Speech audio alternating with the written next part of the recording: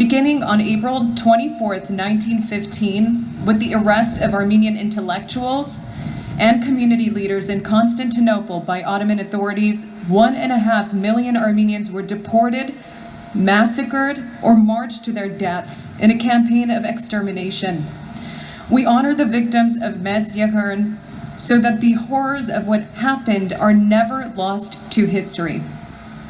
And we remember so that we remain ever vigilant against the corrosive influence of hate in all of its forms. Of those who survived, most were forced to find new homes and new lives around the world, including the United States. With strength and resilience, the Armenian people survived and rebuilt their community. Over the decades, Armenian immigrants have enriched the United States in countless ways, but they have never forgotten the tragic history that brought so many of their ancestors to our shores.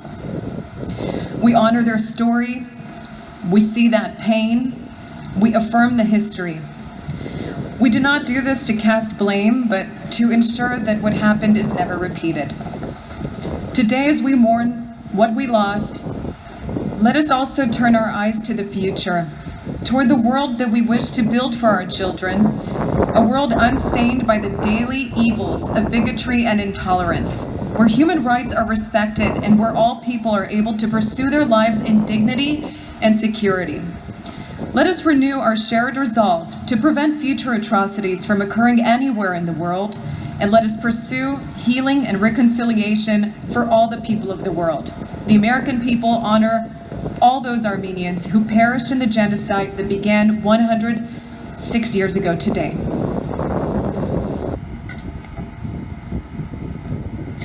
I know that it may weigh heavy on the Armenian diaspora here and around the world that they are making a mark in lands far away from the motherland.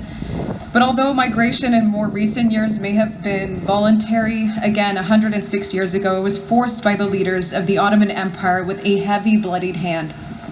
It was much more than deportation, much more than mass killings. It was barbaric, systemic genocide. And today we are worried that dismissing the past, it is repeating itself again. In the last year, Armenians continue to be under siege, aided by the descendants of Anatolia abroad in Artsakh. And we were targeted in a series of unthinkable hate crimes right here in San Francisco just last year.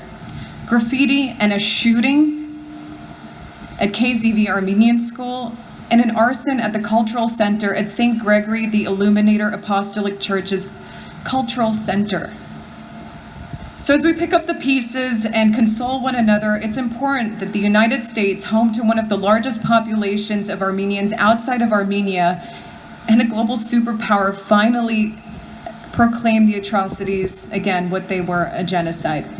And while it is maddening to say the least that to this day the Turkish government refuses to acknowledge that our ancestors were victims of an organized plan to wipe us out, the US has fulfilled its duty to do so. Dutch scholar Dr. Ugur Angar, born in Turkey and raised in the Netherlands, has dedicated his life to studying genocide. And he, like many historians, concluded that the Young Turk government during World War I charged a well-documented campaign to deliberately destroy the Armenian people and their cultural landmarks. But here we are, and we could spend hours revisiting the horrors in detail that Armenian children, women, men endured and ultimately perished by. But before I introduce our first speaker today, I want to do something different. I want to highlight the achievements that our resilient people have made and deserve to celebrate.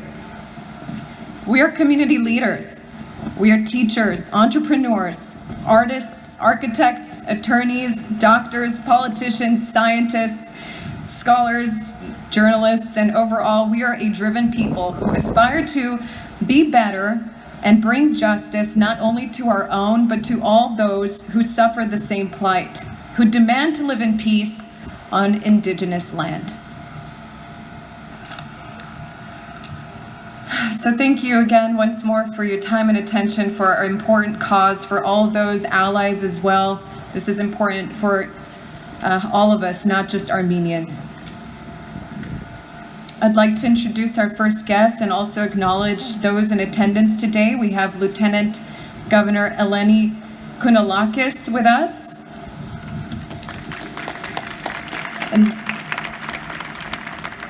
And we also have Miss Elmi Bermejo, who is here representing the governor's office, Governor Gavin Newsom. Thank you for your attendance, Miss Bermejo.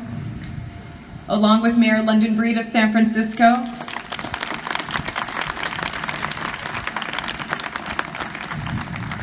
And 3 of our board supervisors of San Francisco who co-sponsored a resolution this week proclaiming today Armenian recognition and genocide.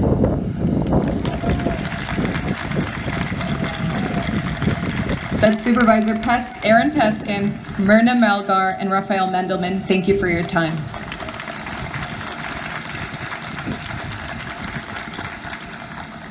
So if you would please help me in welcoming Lieutenant Governor of California, Eleni Kounalakis.